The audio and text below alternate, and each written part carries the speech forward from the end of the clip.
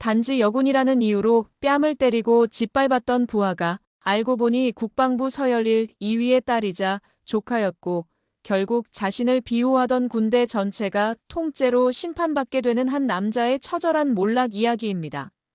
강원도 양구. 지명만 들어도 대한민국 남자라면 누구나 치를 떤다는 지옥의 다른 이름. 겨울이면 살을 애는 추위가 뼈를 파고들고 여름이면 숨막히는 열기가 모든 것을 녹여버리는 땅. 그곳은 전선이었고 대한민국의 심장을 지키는 가장 날카로운 창끝이었다. 그 창끝 중에서도 가장 맹렬하고 지독하기로 소문난 백두산 부대. 그리고 그 부대에 오늘 새로운 피가 수혈되었다. 갓 임관한 신임 장교들을 태운 낡은 군용 버스가 굽이치는 산길을 힘겹게 오르고 있었다. 차창 밖으로 스쳐 지나가는 풍경은 온통 위장색뿐이었다. 짙은 녹음과 거친 흙먼지, 그리고 그 속에 녹아든 군인들의 살. 버스 안의 젊은 장교들은 기대와 불안이 뒤섞인 눈으로 창밖을 바라보고 있었지만 단 한 사람, 김민정 대위만은 미동도 없이 정면을 응시하고 있었다. 그녀는 여자였다. 하지만 그녀의 존재감은 버스 안의 그 어떤 남자 장교보다도 강렬했다. 짧게 자른 머리는 그녀의 단호한 의지를 보여주는 듯했고 한치의 흐트러짐도 없이 각 잡힌 전투복은 그녀의 몸의 일부처럼 자연스러웠다. 그녀의 눈은 깊고 고요한 호수와도 같았지만 그 수면 아래에는 그 누구도 감히 넘보지 못할 차가운 강철의 심지가 박혀 있었다. 육군사관학교를 수석으로 졸업하고 최전방 야전 지휘관을 자원한 그녀는 이미 전설이었다. 그녀의 동기들은 그녀를 얼음의 꽃이라 불렀다. 아름답지만 감히 누구도 꺾을 수 없는 혹한 속에서 더욱 강하게 피어나는 꽃. 드디어 도착했군. 누군가의 말에 버스가 거친 제동음과 함께 멈춰섰다. 천하무적 백두산 부대. 거대한 바위에 새겨진 부대 명패가 그들을 맞았다. 이곳이 바로 앞으로 그녀가 자신의 모든 것을 바쳐야 할 새로운 전장이었다. 신임 장교들이 어색하게 연병장에 도열했을 때 부대의 모든 공기가 순간적으로 얼어붙는 듯한 감각이 그들을 덮쳤다. 저 멀리서 한 사내가 걸어오고 있었다. 거대한 산이 움직이는 듯한 위압감. 그의 걸음걸이 하나하나에 연병장의 흙먼지가 복종하듯 내려앉았다. 백두산 부대의 전투지원대 총괄 책임자이자 이 부대의 살아있는 신화이자 절대적인 공포로 군림하는 자 유철민 대령이었다. 그의 얼굴은 오랜 세월 전장의 풍파를 겪으며 조각된 화강암과도 같았다. 구릿빛 피부 위로 굵직하게 팬 주름은 그의 연륜과 고집을 동시에 보여주었고 매처럼 날카로운 눈은 상대의 영혼까지 꿰뚫어보는 듯한 섬뜩한 빛을 뿜어냈다. 그는 백두산의 호랑이라 불렸다. 그가 한번 포효하면 백두산 전체가 울린다는 소문이 있을 정도였다. 유철민은 신임 장교들을 마치 가축시장의 소를 훑어보듯 경멸적인 시선으로 천천히 훑었다. 그의 시선이 마침내 대열의 가장 끝에 서 있는 김민정에게 닿았다. 그의 미간이 노골적으로 일그러졌다. 웬 계집이. 그의 입에서 나온 첫마디는 얼음 송곳이 되어 김민정의 심장에 박혔다. 그는 그녀의 존재 자체가 부대의 신성한 영역을 더럽히는 불결한 오물이라도 되는 양 혐오스러운 표정을 감추지 않았다. 전투지원대에 배속된 신임 대위 김민정입니다. 앞으로 잘 부탁드립니다. 김민정은 흔들림 없는 목소리로 칼 같은 각도의 경례를 붙였다. 하지만 유철민은 그녀의 경례를 받아주지 않았다. 그는 코웃음을 치며 그녀의 곁을 스쳐 지나갔다. 그가 스쳐 지나가는 순간 김민정은 그의 몸에서 풍겨나오는 지독한 위스키 냄새와 그의 눈빛 속에 담긴 깊고 어두운 징후를 느낄 수 있었다. 그것은 단순한 편견이 아니었다. 여성이라는 존재 자체에 대한 병적인 혐오였다. 김민정은 깨달았다. 그녀가 싸워야 할 적은 휴전선 너머에만 있는 것이 아니라는 것을. 가장 위험하고 추악한 적은 바로 자신의 등 뒤에 있었다. 유철민 대령의 왕국은 공포로 지탱되었다. 그가 복도를 걸을 때면 병사들은 홍해가 갈라지듯 길을 트고 벽에 그림자처럼 달라붙어 숨을 죽였다. 그의 집무실 앞을 지날 때면 모두가 발소리를 죽이고 고양이처럼 걸었다. 그의 심기를 거스르는 것은 곧 군 생활의 종말을 의미했다. 그의 여군 혐오는 병적인 수준을 넘어 하나의 신념처럼 굳어져 있었다. 여자는 군인이 될 수 없어. 군대는 사내들의 피와 땀으로 지켜지는 신성한 곳이다. 계집들의 분 냄새와 히스테리로 더럽혀져서는 안 될 곳이라고. 그것은 그가 술자리에서 그리고 회의석상에서 공공연하게 내뱉는 지론이었다. 그의 이런 신념은 과거의 상처에서 비롯된 뒤틀린 방어기제였다. 젊은 시절 그는 유능한 여군 장교와 진급 경쟁에서 참패한 쓰라린 경험이 있었다. 그는 자신의 능력 부족을 인정하는 대신 계집의 교활한 술수에 당했다며 세상을 저주했다. 그 상처는 시간이 지나며 골마터져 모든 여군을 향한 맹목적인 증오로 변질되었다. 김민정이 부임한 첫날부터 유철민의 괴롭힘은 교묘하고 집요하게 시작되었다. 그는 모든 장교 회의에서 유독 김민정에게만 모욕적인 질문을 던졌다. 김대위, 자네 K-9 자주포의 유압계통 순환 원리에 대해 설명해보게. 이런 건 여자들 머리로는 이해하기 힘든가? 하긴 화장품 성분이나 외우고 있겠지. 장교들 사이에서 억지 웃음이 터져나왔다. 하지만 김민정은 흔들리지 않았다. 그녀는 자리에서 일어나 막힘없이, 그리고 유철민이 설명할 수 있는 것보다 훨씬 더 전문적이고 상세하게 유압계통의 원리를 설명해냈다. 그녀의 완벽한 대답에 유철민의 얼굴은 더욱 흉측하게 일그러졌다. 그는 김민정에게 부대 내에서 가장 힘들고 자잘한 잡무만을 떠맡겼다. 야간 탄약고 재고 조사, 폐기물 처리장 관리, 제초 작업 감독. 장교가 아닌 말단 사병에게나 시킬 법한 일들이었다. 그는 그녀가 지쳐서 스스로 나가떨어지기를 바랐다. 하지만 김민정은 묵묵히 모든 임무를 완벽하게 수행했다. 그녀는 불평 한마디 하지 않았다. 오히려 탄약고의 낡은 관리 시스템을 개선하는 보고서를 제출하고 폐기물 처리장의 효율적인 분리수거 방안을 건의했다. 그녀의 능력은 그가 쳐놓은 억압의 장벽을 뚫고 더욱 빛을 발했다. 유철민의 분노는 임계점을 향해 치닫고 있었다. 그는 김민정의 존재 자체가 자신의 신념과 권위에 대한 정면 도전이라고 느꼈다. 저 오만한 계집을 반드시 꺾어버려야 한다. 모든 이들이 보는 앞에서 가장 비참하고 처참한 방식으로 짓밟아 다시는 기어오르지 못하도록 만들어야 한다. 그는 기회를 기다렸다. 그리고 그 기회는 생각보다 빨리 찾아왔다. 부대의 가장 큰 연례 행사인 백두산 부대 전승 기념 행사가 며칠 앞으로 다가온 것이다. 행사의 하이라이트는 수십 대의 K-9 자주포가 일제히 하늘을 향해 포신을 들어 올리는 장엄한 퍼포먼스였다. 유철민은 행사 준비 총괄 책임자로 김민정을 지목했다. 모두가 의아해했지만 그의 명령에 토를 다는 사람은 없었다. 김대위, 이번 행사에 단 하나의 오차라도 발생한다면 내년의 군복을 내 손으로 찢어버릴 줄 알아라. 알겠나? 그의 목소리에는 살기가 서려 있었다. 김민정은 그의 눈 속에서 자신을 제물로 삼으려는 잔인한 계획을 읽었다. 이것은 단순한 행사가 아니었다. 자신을 공개적으로 처형하기 위해 만들어진 거대한 덫이었다. 그녀는 덫인 줄 알면서도 그 안으로 걸어 들어갈 수밖에 없었다. 행사 당일 연병장은 축제의 열기로 가득했다. 국방부의 고위 장성들과 지역 유지들, 그리고 수많은 언론사 기자들까지 수백 명의 귀빈들이 백두산 부대의 위용을 보기 위해 모여들었다. 유철민 대령은 귀빈석 가장 앞자리에 앉아 흐뭇한 미소로 이 모든 광경을 지켜보고 있었다. 그의 군복은 칼날처럼 다려져 있었고 가슴에는 수많은 훈장이 번쩍였다. 오늘 그는 자신의 완벽한 통솔력을 만천하에 과시할 참이었다. 그리고 동시에 눈에 가시 같았던 한 계집을 영원히 추락시킬 계획이었다. 김민정은 연병장 한쪽 구석의 지휘 텐트 안에서 쉴 새 없이 무전을 주고받으며 상황을 통제하고 있었다.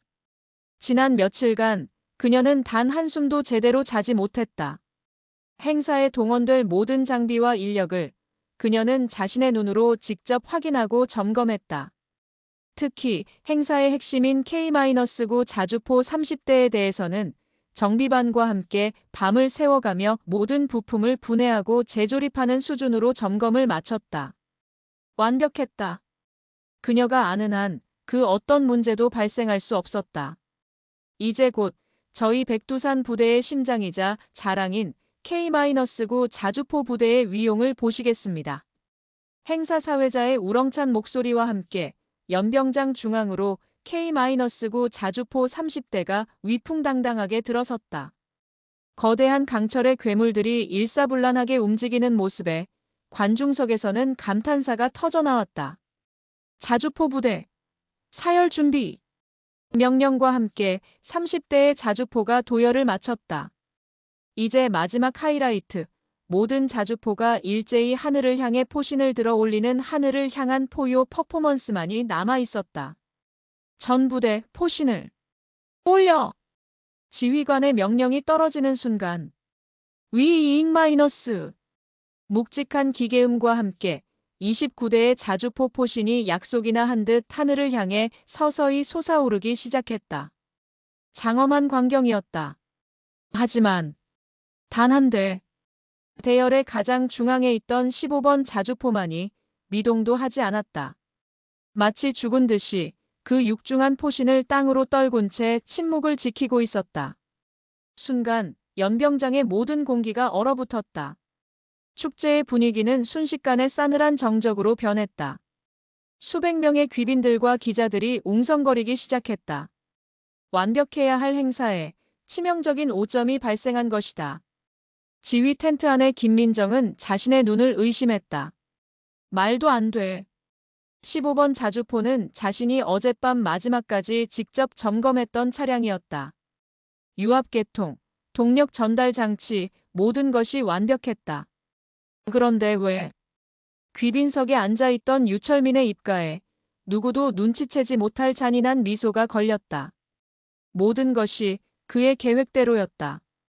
그는 며칠 전 자신의 신복인 정비대장을 몰래 불러 15번 자주포의 유압계통 핵심 부품 하나를 낡은 것으로 교체하도록 지시했다. 겉보기에는 정상이지만 강한 압력을 받으면 버티지 못하고 파손되는 시한폭탄과도 같은 부품이었다. 그는 자리에서 벌떡 일어나 지휘 텐트를 향해 불호령을 내렸다. 당장 책임자 불러와. 이따위로 행사를 망쳐놓은 놈이 누구야. 그의 분노는 연기였다. 그는 이 순간을 위해 이 모든 재앙을 직접 설계했다. 김민정은 입술을 깨물고 텐트 밖으로 나갔다. 그녀는 유철민의 앞으로 달려가 경례를 붙였다. 대위 김민정, 이번 행사 준비 총괄 책임자입니다. 죄송합니다. 죄송하다는 말로 이 사태가 무마될 것 같나. 유철민은 기다렸다는 듯 그녀를 몰아붙이기 시작했다. 그의 목소리는 연병장 전체에 울려 퍼질 만큼 컸다. 내년이 일개 계집년이 분수도 모르고 총괄 책임을 맡겠다고 나댈 때부터 알아봤다. 결국 이 꼴을 만들고 말아. 우리 백두산 부대의 명예를 내년이 하루아침에 땅바닥에 처박아 버렸어. 그의 입에서 차마 입에 담지 못할 모욕적인 언사가 쏟아져 나왔다. 수많은 귀빈들과 기자들, 그리고 수천의 부대원들이 지켜보는 앞에서 김민정은 모욕감에 온몸이 떨렸지만 꿋꿋하게 그를 마주보았다. 지금 즉시 원인을 파악하여 조치하겠습니다. 조치? 닥쳐라. 내년 같은 쓸모없는 것들에게 뭘 맡긴 내가 잘못이지. 그리고 다음 순간 유철민은 모두가 경악할 행동을 저질렀다. 짝! 날카로운 파열음과 함께 그의 육중한 손바닥이 김민정의 뺨을 강타했다. 시간이 멈췄다. 김민정의 고개가 옆으로 거칠게 돌아갔다. 왼쪽 뺨에서 불이 이는 듯한 자결감이 느껴졌고 귀에서는 이명이 윙윙거렸다. 입안에서는 비릿한 피맛이 번졌다. 그녀는 자신이 지금 무슨 일을 당했는지 순간적으로 인지할 수 없었다. 연병장을 가득 메웠던 모든 소음이 거짓말처럼 사라졌다. 귀빈들은 경악으로 입을 다물지 못했고 기자들은 본능적으로 카메라 플래시를 터뜨리기 시작했다. 수천의 병사들은 자신의 눈앞에서 벌어진 광경을 믿을 수 없다는 듯 얼어붙은 채 서 있었다. 대한민국 육군 대령이 모든 이들이 지켜보는 공식 석상에서 부하 장교인 대위의 뺨을 때린 것이다. 이것은 단순한 폭행이 아니었다. 군인의 명예와 자존심에 대한 공개적인 살인 행위였다. 유철민은 자신의 행동에 조금의 거리낌도 없었다. 오히려 그는 이 순간을 즐기고 있었다. 그는 김민정의 멱살을 잡아 자신의 얼굴 앞으로 끌어당겼다. 이제 좀 정신이 드나? 맞아야 정신을 차리지 쓸모없는 것들은. 그의 입에서 풍겨나오는 역겨운 위스키 냄새가 그녀의 코를 찔렀다. 그의 눈은 광기로 번들거리고 있었다. 여군이라는 것들은 군대의 암적인 존재야. 사기를 저하하고 분란만 일으키는 버러지들이라고. 내년을 본보기로 삼아 이 부대에서 계집들의 씨를 말려버릴 것이다. 그는 김민정을 땅바닥에 내동댕이 쳤다. 김민정은 힘없이 연병장의 차가운 흙바닥 위로 쓰러졌다. 그녀의 단정했던 전투복은 흙먼지로 더러워졌고 머리는 산발이 되었다. 얼음의 꽃이라 불리던 그녀의 자존심은 산산조각 나 먼지가 되어 흩어졌다. 그녀는 고개를 들 수 없었다. 수천 개의 동정 어린 혹은 경멸적인 시선이 비수처럼 날아와 그녀의 온몸에 박혔다. 육군사관학교에 입학하던 날 아버지의 어깨에 기대어 나라를 지키는 가장 명예로운 군인이 되겠다고 맹세했던 자신의 모습이 떠올랐다. 그 맹세가 지금 이 자리에서 더러운 군홧발에 무참히 짓밟히고 있었다. 눈물이 차올랐다. 하지만 그녀는 울지 않았다. 그녀는 이를 악물고 떨리는 몸을 일으켜 세우려 했다. 군인은 어떤 상황에서도 무너지지 않는다고 배웠다. 그때 그녀의 곁으로 몇몇 선배 장교들이 다가왔다. 하지만 그들은 그녀를 돕기 위함이 아니었다. 김대위, 그만해. 어서 대령님께 잘못했다고 빌어. 일을 더 크게 만들지 마. 여기서 내가 숙이고 들어가면 조용히 넘어갈 수 있어. 그들의 목소리에는 위로가 아닌 비겁한 회유가 담겨 있었다.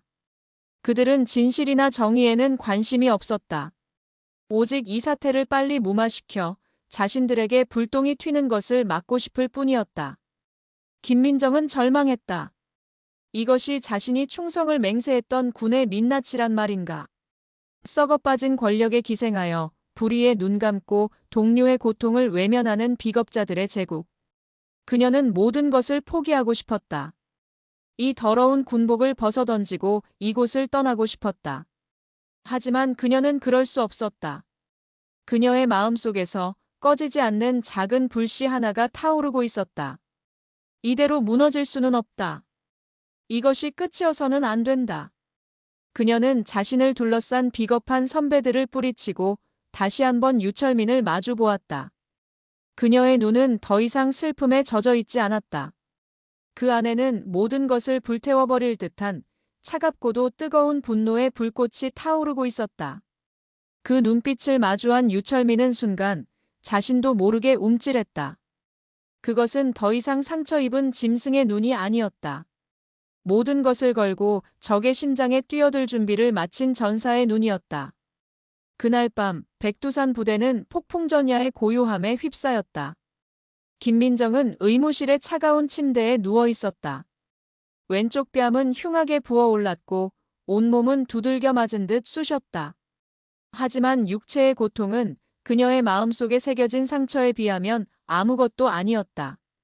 사건 이후 그녀는 완벽하게 고립되었다. 동기들은 그녀를 피했고 선배들은 그녀에게 조직을 배신한 이기적인 년이라는 낙인을 찍었다. 부대 내에서는 악의적인 소문이 꼬리를 물고 퍼져나갔다. 김 대위가 평소에 유 대령님을 유혹하려다 실패하자 앙심을 품고 일부러 행사를 망쳤다더라. 원래 여자들이란 자기 뜻대로 안 되면 저렇게 뒤통수를 치는 종족이야. 그녀는 거대한 제국의 반역자가 되어 있었다. 진실은 중요하지 않았다. 그들에게 중요한 것은 굳건한 권력의 성벽에 흠집이 생기는 것을 막는 것뿐이었다. 부대 지휘부는 발 빠르게 움직였다. 그들은 외부로 정보가 새어나가는 것을 막기 위해 모든 병사들의 휴가와 외출을 통제했다. 행사에 참석했던 기자들에게는 사소한 해프닝이었다며 거액의 촌지를 찔러주며 입막음을 시도했다. 그들은 이 사건을 부대 내부에서 조용히 없었던 일로 만들 수 있다고 확신했다. 유철민은 자신의 집무실에서 여유롭게 위스키를 마시고 있었다. 그는 오늘 자신의 승리를 자축하고 있었다. 그는 김민정이라는 오만한 계집의 길을 완벽하게 꺾어 놓았고 동시에 자신의 왕국에 감히 도전하는 자의 말로가 얼마나 비참한지를 모두에게 각인시켰다. 이제 그 누구도 자신에게 감히 대항하지 못할 것이다. 하지만 그는 몰랐다. 자신이 짓밟았다고 생각했던 그 연약한 꽃이 사실은 땅속 깊이 거대한 뿌리를 내리고 있는 거목이었다는 사실을. 그리고 그 뿌리가 이제 곧 자신이 서 있는 땅 전체를 뒤흔들어 버리리라는 것을. 깊은 밤, 모두가 잠든 시간. 김민정은 의무실을 몰래 빠져나왔다. 그녀는 아무도 없는 행정반의 컴퓨터 앞에 앉았다. 그녀의 손가락은 조금의 망설임도 없이 키보드 위를 빠르게 움직였다. 그녀가 접속한 곳은 국방부 내부 인트라넷에 개설된 장관 직속의 소원수리 게시판이었다. 익명이 보장되고 장관과 감찰실장만이 열람할 수 있는 군 내부의 마지막 양심과도 같은 곳이었다. 그녀는 감정에 호소하지 않았다. 그저 겪었던 모든 일을 갓 임관한 장교라고는 믿기지 않을 만큼 냉철하고 논리적으로 기록해 나갔다. 제목 백두산 부대 전승 기념 행사간 발생한 지휘관의 폭언 및 폭행, 그리고 조직적 은폐 시도에 대하여.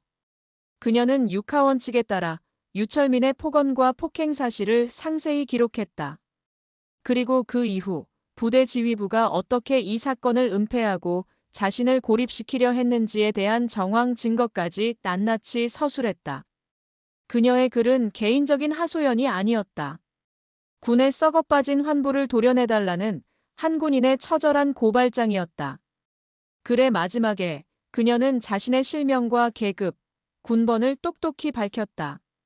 대한민국 육군 대위 김민정. 이 글에 대한 모든 책임을 지겠습니다. 전송 버튼을 누르는 그녀의 손가락은 가늘게 떨리고 있었다. 이것은 그녀가 가진 마지막 탄환이었다. 이 탄환이 불발된다면 그녀는 군복을 벗는 것을 넘어 군의 명예를 실추시킨 죄로 불명예 전역을 당하게 될지도 모른다. 하지만 그녀는 두렵지 않았다. 그녀는 더 이상 잃을 것이 없었다. 그녀가 전송 버튼을 클릭하는 순간 어둠 속에서 날아간 한 발의 총알처럼 그녀의 진실은 거대한 제국의 심장을 향해 날아가기 시작했다. 보이지 않는 전쟁의 서막이 그렇게 조용히 그러나 거역할 수 없이 오르고 있었다. 김민정이 쏘아올린 진실의 신호탄은 그러나 거대한 강철 제국의 두꺼운 성벽 앞에서 허무하게 부서지는 듯했다. 그녀가 국방부 소원수리 게시판에 글을 올린 지 채 몇 시간이 지나지 않아 부대의 공기는 이전보다 훨씬 더 차갑고 잔혹하게 변했다. 유철민 대령은 국방부 내부에 심어둔 자신의 정보원을 통해 김민정의 고발 사실을 즉각 보고받았다. 감히 일개 계집년이 이 유철민의 목에 방울을 달아. 그의 집무실에서 그는 위스키 병을 벽에 던져 박살내며 짐승처럼 포효했다. 그의 분노는 두려움이 아니었다. 자신의 신성한 왕국을 침범한 불경한 자에 대한 찢어 죽이고 싶은 증오였다. 그는 즉시 자신의 신복들을 호출했다.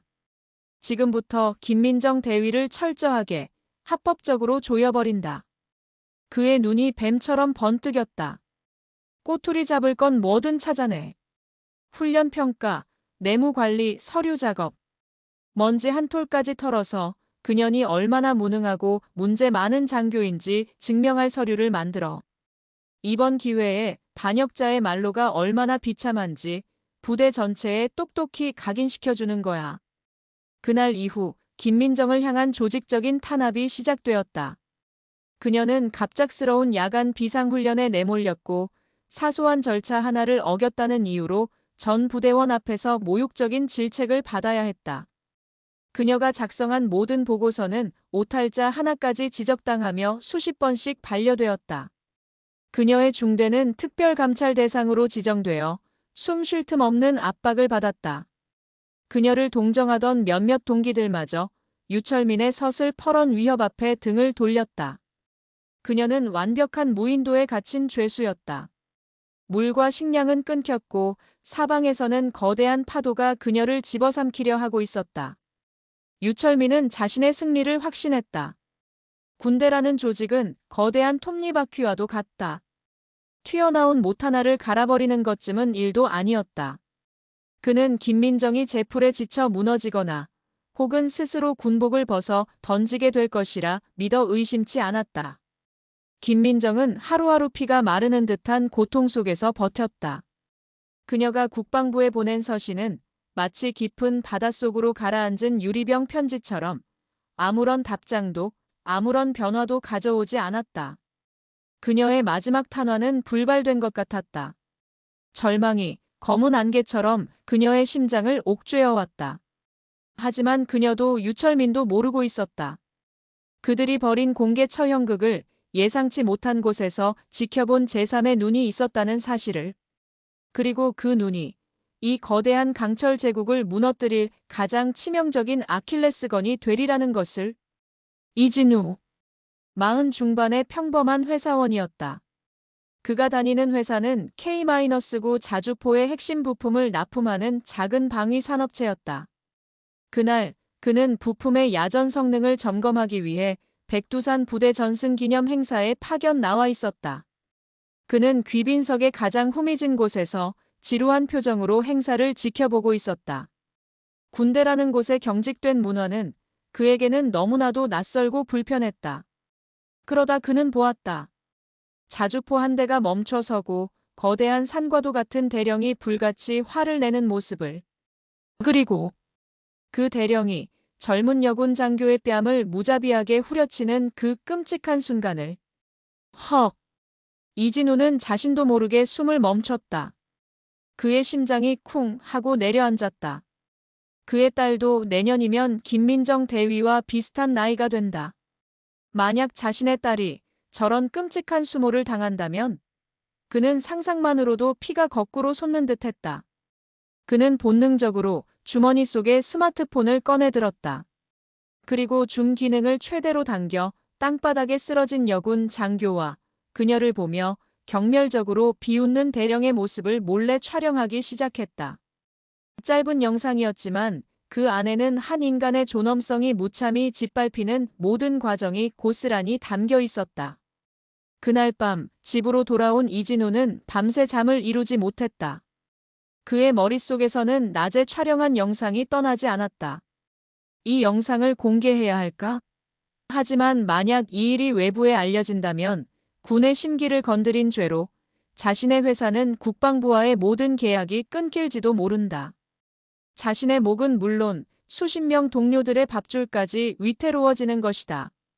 하지만 눈을 감으면 땅바닥에 내동댕이 쳐졌던 그 여군 장교의 처절한 눈빛이 떠올랐다. 그 눈빛은 그에게 정의가 무엇이냐고 묻는 것 같았다.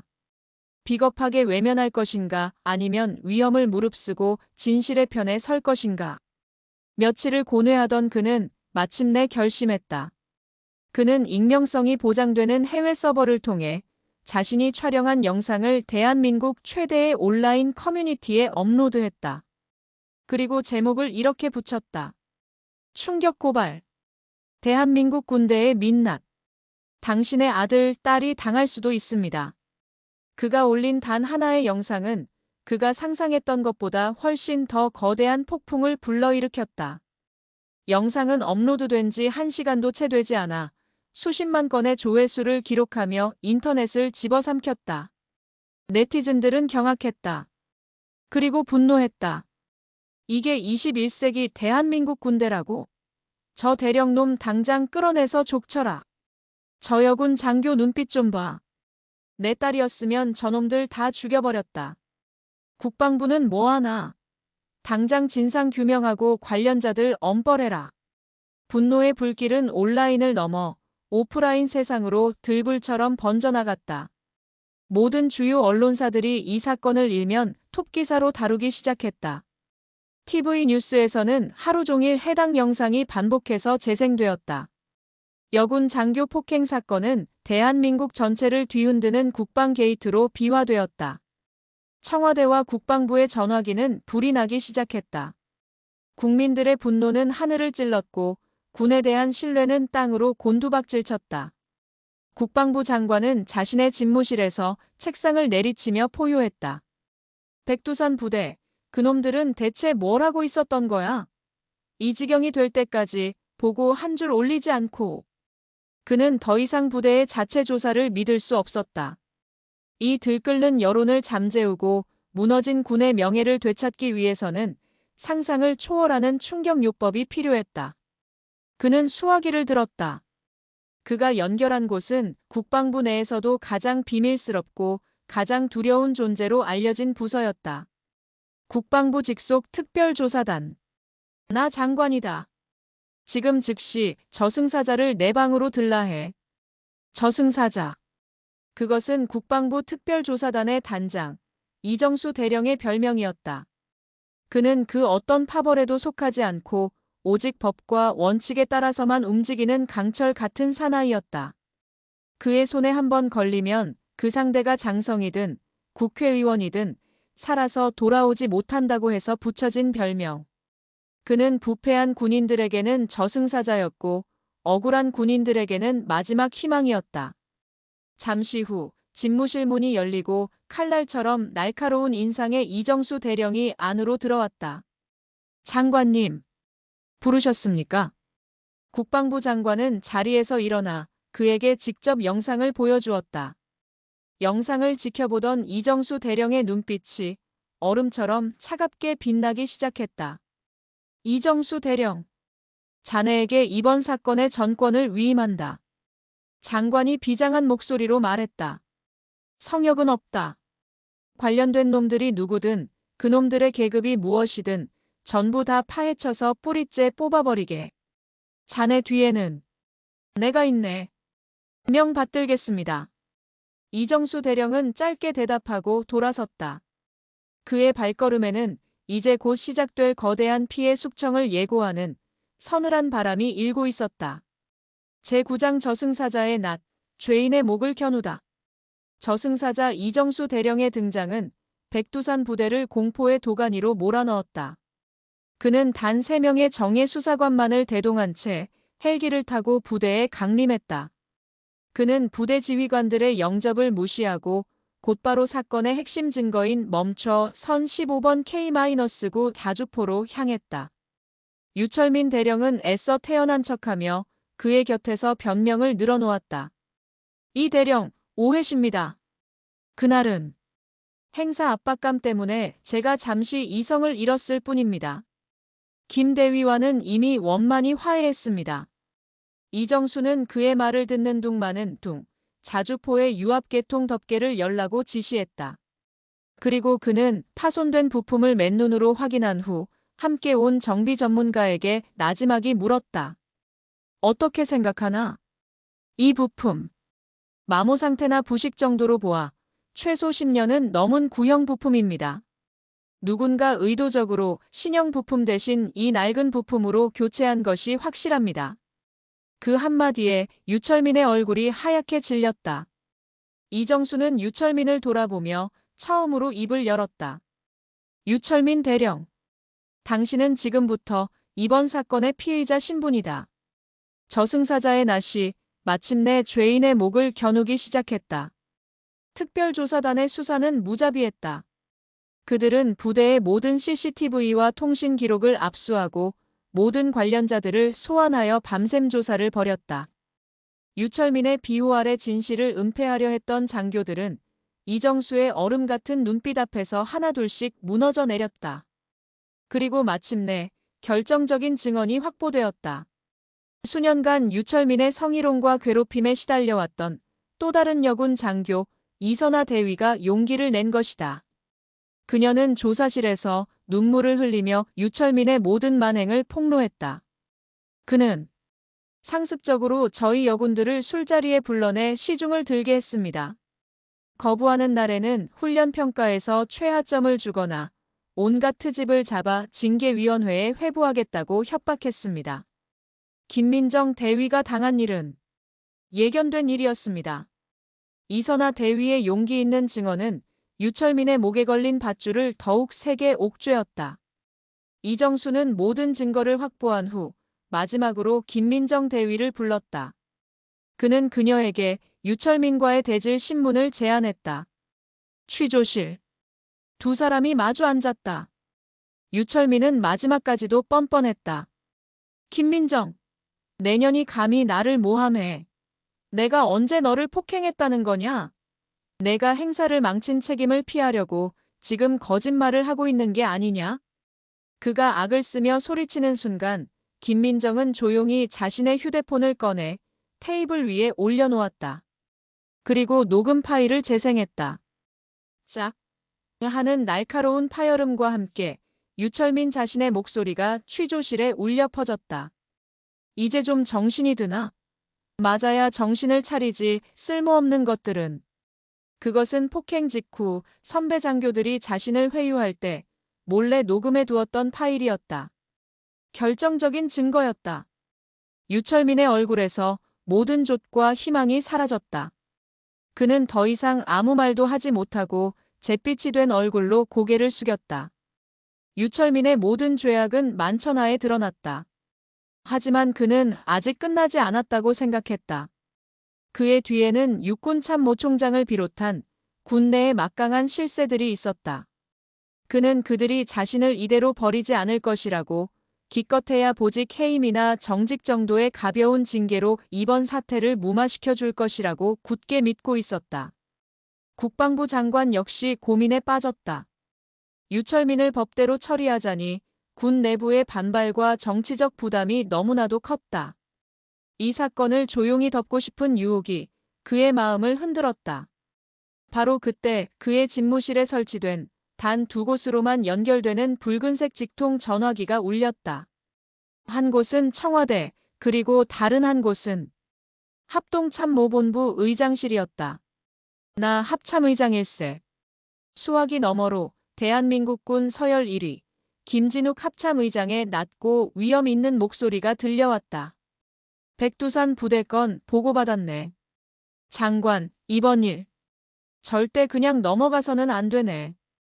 군의 명예가 걸린 일이야. 하지만 의장님, 군 내부의 반발이. 반발? 김진욱 의장은 코웃음을 쳤다. 썩은 부위를 도려내는데 아프지 않을 수 있겠나? 그리고 이번 일은 나에게도 개인적으로 아주 중요한 문제일세. 네. 개인적으로라니요? 내 하나뿐인 조카가 지금 그 부대에 있거든. 이름이 김민정 대위라지 아마. 네. 국방부 장관의 눈이 터질 듯이 커졌다. 김민정 대위가 합참의장의 조카라고. 하지만 김진욱 의장의 폭탄 선언은 거기서 끝나지 않았다.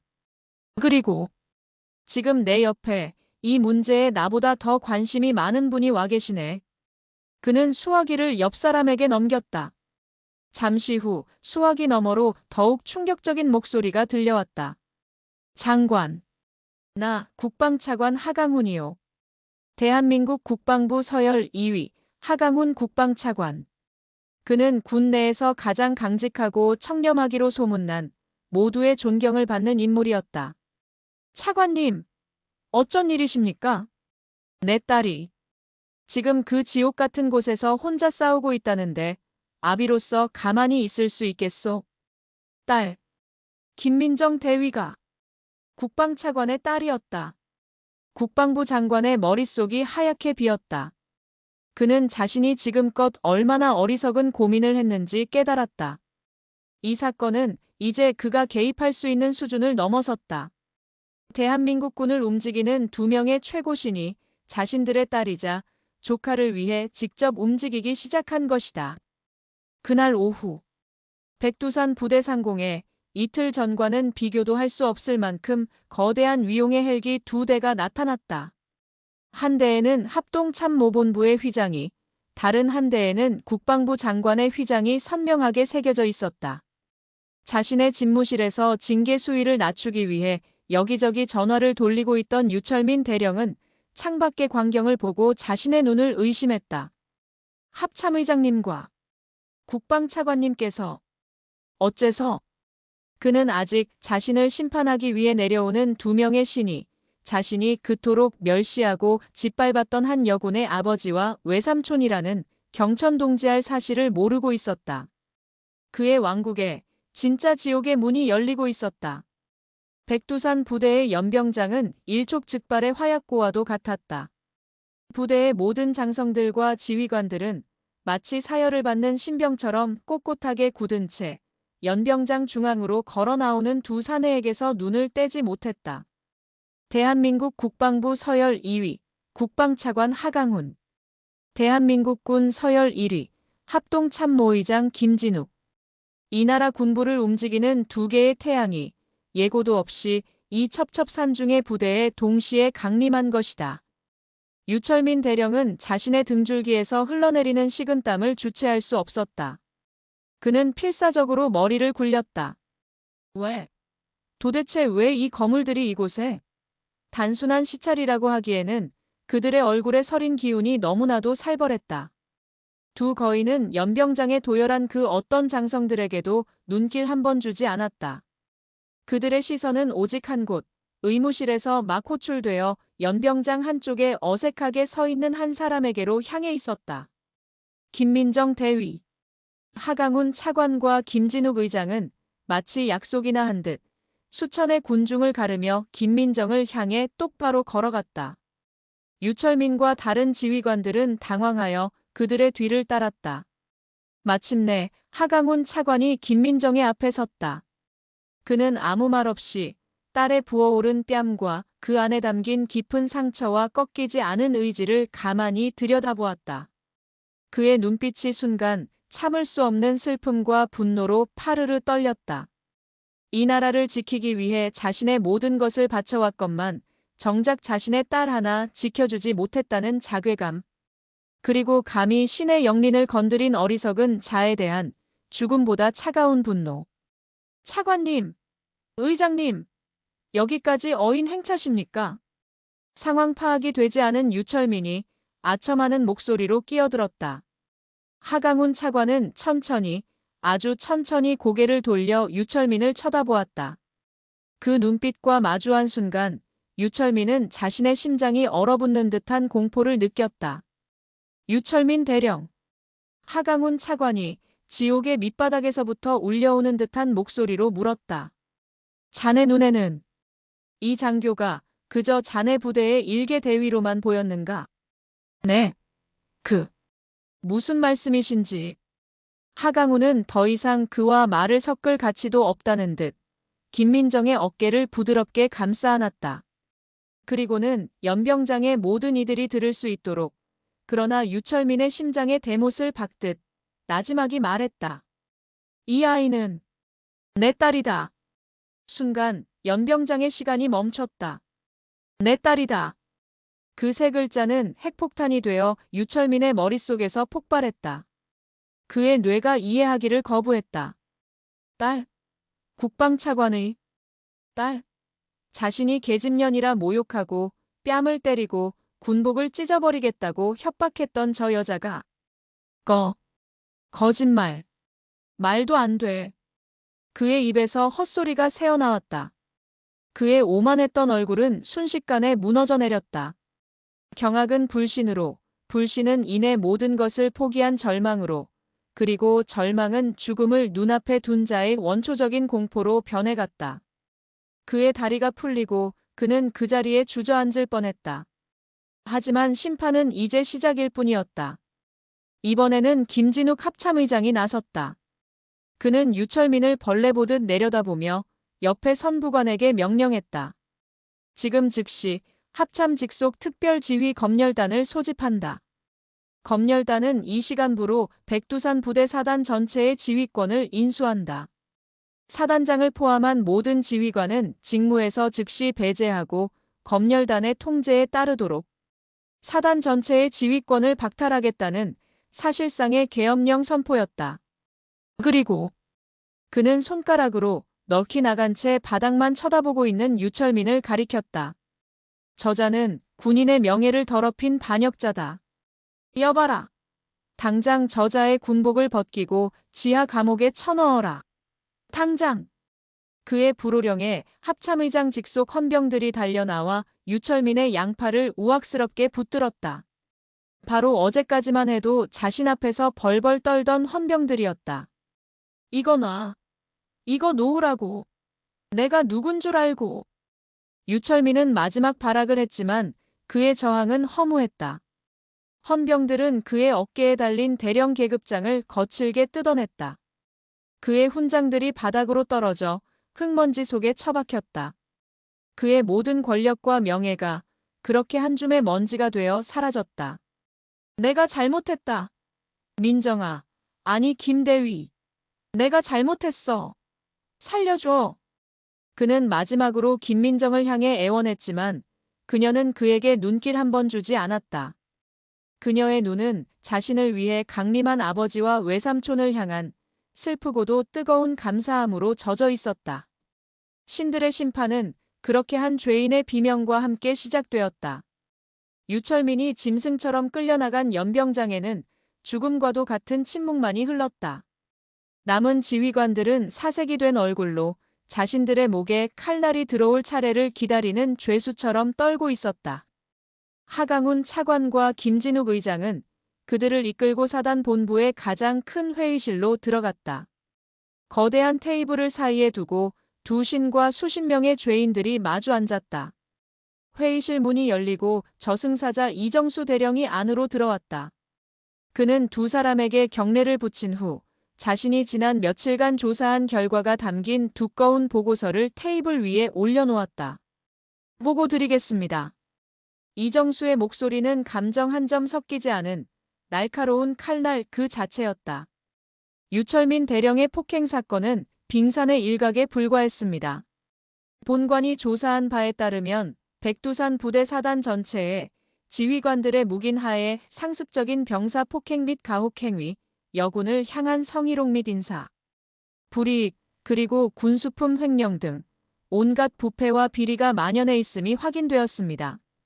그는 보고서를 한 장 한 장 넘기며 특정 지휘관들의 이름을 직접 거명하기 시작했다. 제3연대장 박진성 대령. 귀관은 유철민 대령에게 상납을 목적으로 부대 운영비 수천만 원을 횡령한 혐의가 포착되었소. 포병 여단장 이기훈 대령. 귀관은 부대 여군 부사관들을 상습적으로 성희롱하고 이를 거부하는 이들에게 최하위 근무 평점을 준 사실이 확인되었소. 그의 입에서 이름이 불릴 때마다 해당 지휘관들은 얼굴이 하얗게 질리며 고개를 숙였다. 이정수는 마치 부패한 자들의 명단을 낭독하는 저승사자처럼 하게 그들의 죄상을 만천하에 폭로했다. 보고가 끝나자 김진욱 합참의장이 입을 열었다. 듣자 하니 아주 가관이군. 여기가 대한민국 군대인가 아니면 도적놈들의 소굴인가. 그는 자리에서 일어나 회의실을 가득 메운 지휘관들을 하나하나 쳐다보았다. 너희들은 모두 군복 입을 자격이 없다. 너희들은 전우를 배신했고 국가를 배신했다. 지금부터 이정수 대령이 거명한 모든 자들을 전원 보직 해임한다. 그리고 합참특별조사위원회의 조사가 끝날 때까지 전원군 영창에 수감하도록. 그의 선언은 썩은 제국의 붕괴를 알리는 사형 선고였다. 헌병들이 회의실로 들이닥쳐 별을 단 장성들과 대령들을 줄줄이 끌어내기 시작했다. 그들의 저항과 애원은 거대한 역사의 파도 앞에서 아무런 의미도 없었다. 모든 죄인들이 끌려나간 후 텅 빈 회의실에 남은 하강훈 차관이 마침내 입을 열었다. 그의 목소리는 분노를 넘어 깊은 슬픔에 잠겨 있었다. 우리 부모님들이, 이 나라의 아버지, 어머니들이 어떤 마음으로 자식들을 군대에 보내는지 아시오? 그는 창밖에 훈련받는 젊은 병사들을 바라보며 말했다. 나라를 지키는 영광스러운 의무를 다하라고, 그리고 그 안에서 더 강하고 훌륭한 사람으로 성장해 돌아오라고 피눈물을 삼키며 보내는 것이요. 군대는 그 고귀한 믿음을 배신해서는 안 되는 곳이요. 그런데 당신들은 그 믿음을 짓밟고 우리의 아들, 딸들을 당신들의 사적인 노예처럼 부리고 그들의 인격과 명예를 파괴했소. 그는 김진욱 의장을 돌아보며 결연한 의지를 담아 말했다. 의장, 이번 기회에 군 전체에 퍼져 있는 이 썩은 고름을 완전히 뿌리 뽑아야 하네. 단 한 명의 예외도 없이. 물론입니다, 차관님. 김진욱 의장의 눈이 번뜩였다. 백두산에서 시작된 이 피해 숙청은 이제 대한민국 전군으로 확대될 것입니다. 몇 달 후, 국방부 고등군사법원 대법정. 유철민 대령에 대한 마지막 재판이 열렸다. 이 재판은 단순한 폭행 사건 재판이 아니었다. 낡고 부패한 구시대의 군 문화를 심판하고 새로운 군의 탄생을 알리는 거대한 상징적인 의식이었다. 법정은 수많은 언론사와 방청객들로 가득 차 발 디딜 틈이 없었다. 피고인석에 앉은 유철민은 완전히 다른 사람이 되어 있었다. 백두산의 호랑이라 불리던 위용은 온데간데 없고 그저 패배감에 젖은 늙고 초라한 죄수만이 앉아있을 뿐이었다. 이번 재판은 한 개인의 죄를 묻는 자리가 아닙니다.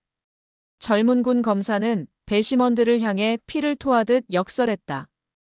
이것은 무너진 군의 명예와 국민의 신뢰를 되찾기 위한 거룩한 성전입니다. 피고인 유철민은 자신의 뒤틀린 신념과 사적인 욕망을 위해 국가가 부여한 신성한 지휘권을 남용하여 수많은 젊은 군인들의 영혼에 씻을 수 없는 상처를 입혔습니다. 그에게 자비를 베푸는 것은 제2, 제3의 유철민을 용납하는 것과 같습니다. 재판은 일사천리로 진행되었다. 수많은 증거와 증인들이 그의 죄악을 낱낱이 고발했다. 그리고 마침내 그의 또 다른 피해자였던 이선아 대위가 증인석에 섰다. 그녀는 처음에는 떨리는 목소리로 증언을 시작했지만 점차 용기를 내어 유철민이 자신에게 저질렀던 모든 성희롱과 괴롭힘을 눈물과 함께 그러나 단호한 목소리로 폭로했다. 그는 저에게 밤늦게 술 시중을 들라고 강요했습니다. 거부하자 그는 저를 군 생활을 끝장내버리겠다고 협박했습니다. 저는 두려웠습니다. 하지만 김민정 대위님의 용기를 보고 저도 이제는 침묵할 수 없다고 결심했습니다. 그녀의 용기 있는 증언은 법정 안의 모든 이들의 마음을 울렸다. 그리고 재판의 마지막 증인으로 김민정 대위가 증인석에 섰다. 그녀는 이전보다 더욱 단단하고 성숙해져 있었다. 피고인 유철민 대령에게 개인적인 악감정은 없습니다. 그녀의 첫마디는 모두의 예상을 벗어나는 것이었다. 제가 싸웠던 것은 유철민이라는 한 개인이 아닙니다. 저는 군인으로서의 명예를 짓밟고 전우회를 부정하며 약자를 억압하는 군 내의 낡고 부패한 문화와 싸웠던 것입니다. 저는 이 재판이 그릇된 문화를 바로잡고 모든 군인이 서로를 존중하며 오직 국가에만 충성하는 새로운 군대를 만드는 초석이 되기를 바랍니다. 그녀의 증언은 한 명의 피해자를 넘어 군 전체의 미래를 걱정하는 진정한 리더의 목소리였다. 마침내 최종 선고의 시간.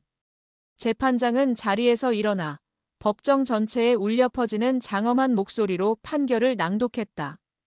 피고인 유철민.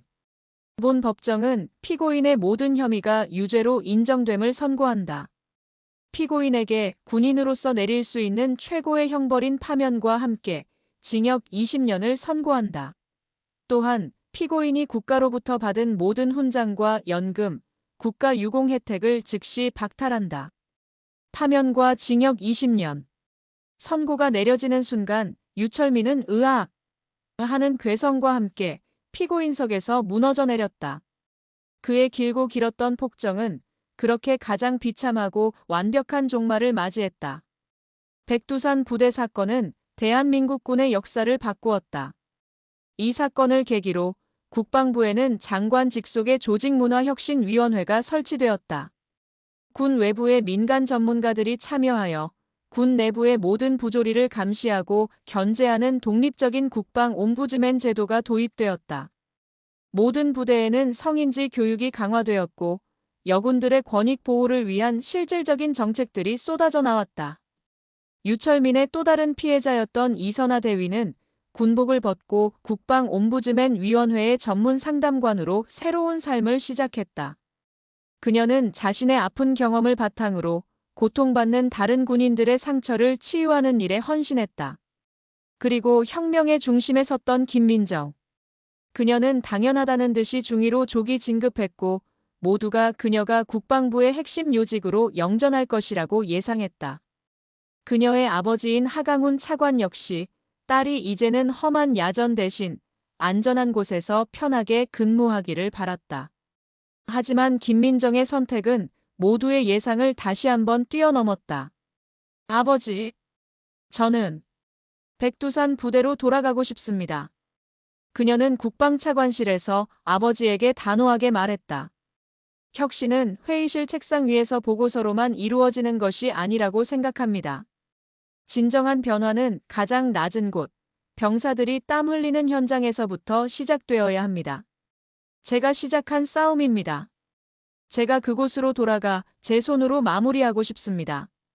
아들의 고집을 꺾을 수 없었던 그 옛날의 아버지처럼 하강훈 차관 역시 딸의 그 강철 같은 의지를 꺾을 수 없었다. 몇 주 후, 김민정 중위는 다시 백두산 부대의 땅을 밟았다. 하지만 이제 그녀는 외로운 이방인이 아니었다. 그녀는 가장 용맹하고 중요하기로 소문난 제3전투 중대의 중대장으로 금의환향했다. 부대의 공기는 완전히 달라져 있었다. 유철민의 공포 정치는 사라졌고 그 자리에는 새로운 사단장의 합리적인 리더십 아래 활기차고 건강한 기운이 넘쳐났다.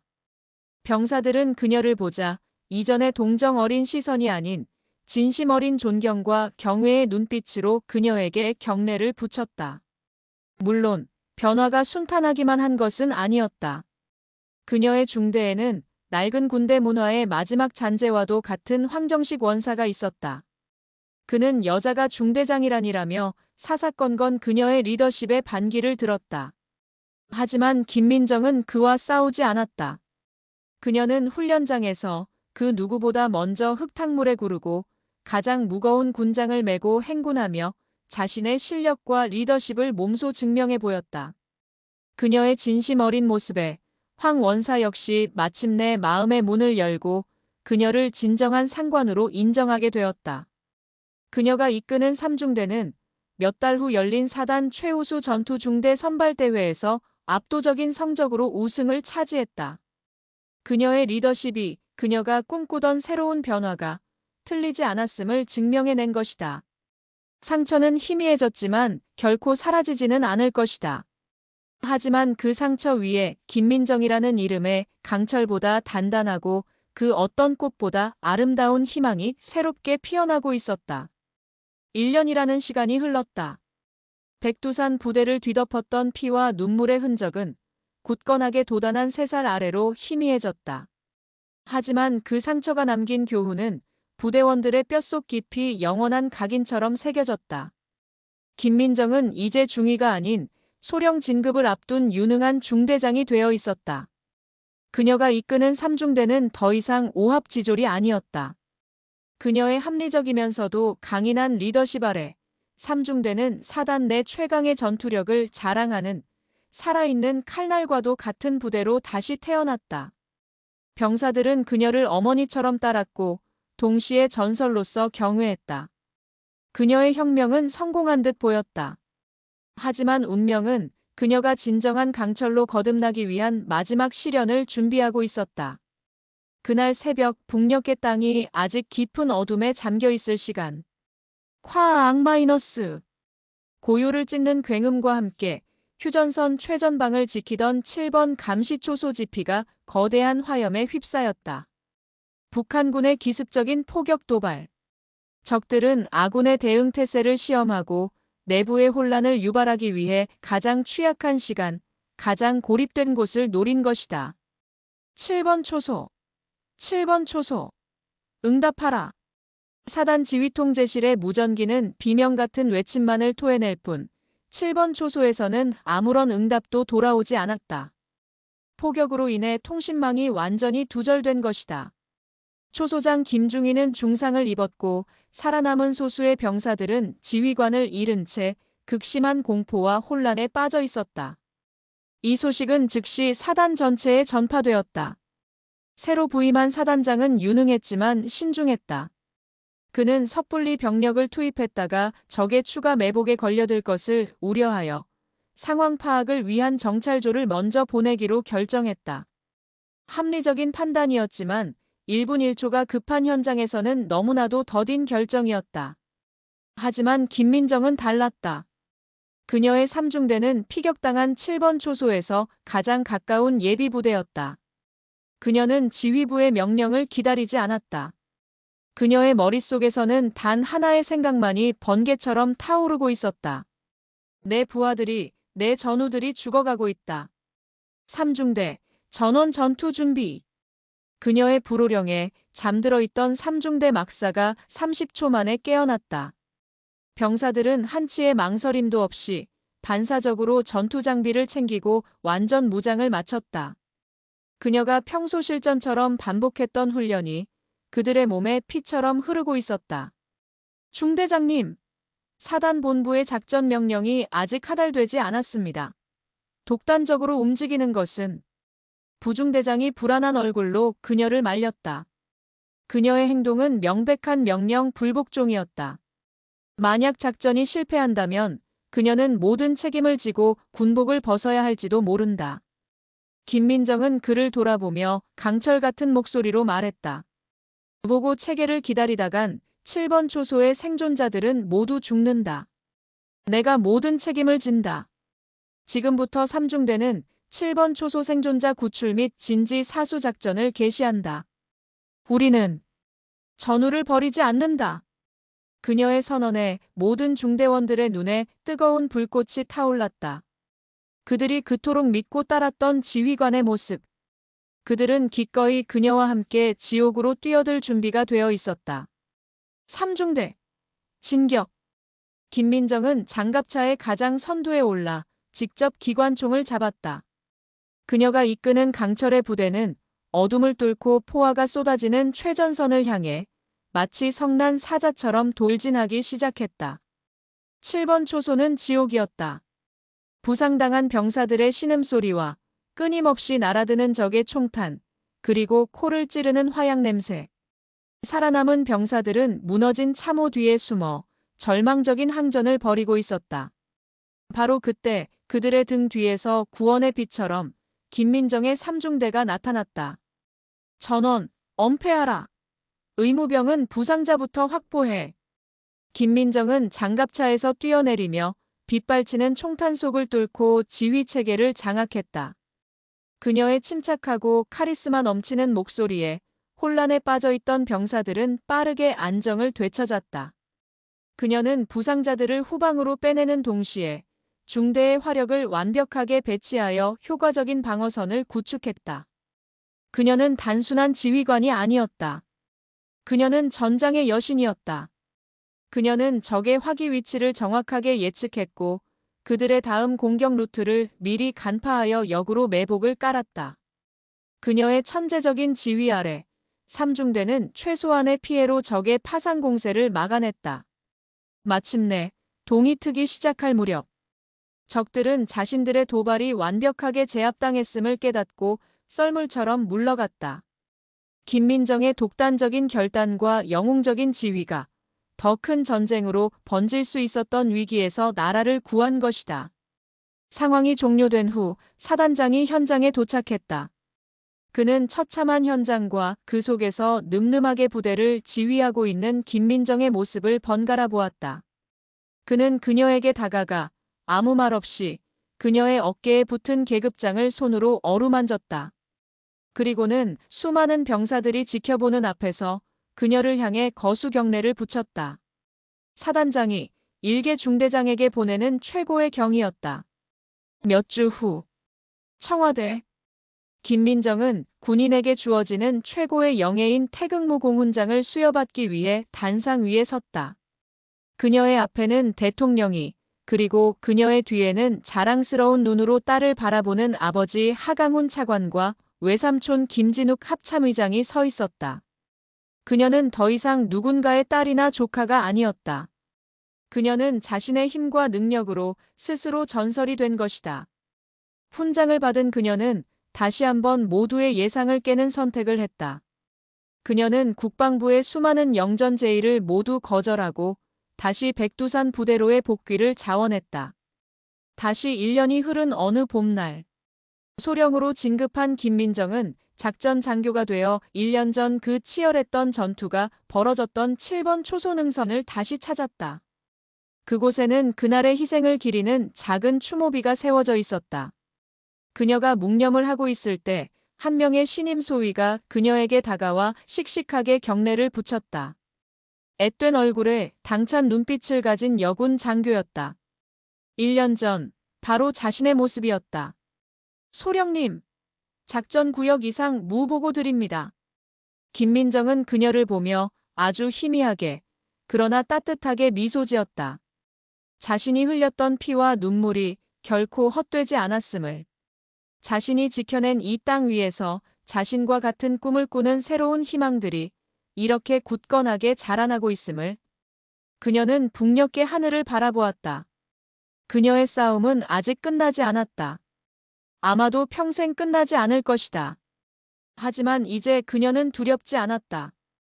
혹한의 겨울바람 속에서 모든 것을 얼려버릴 듯한 시련 속에서 마침내 강철로 다시 태어난 얼음의 꽃. 그녀는 이제 한 송이의 꽃이 아니었다. 그녀는 이 땅의 모든 아들과 딸들을 지키는 거대한 강철의 숲이 되었다. 새로운 시대의 새벽이 그녀의 어깨 위로 찬란하게 빛나고 있었다.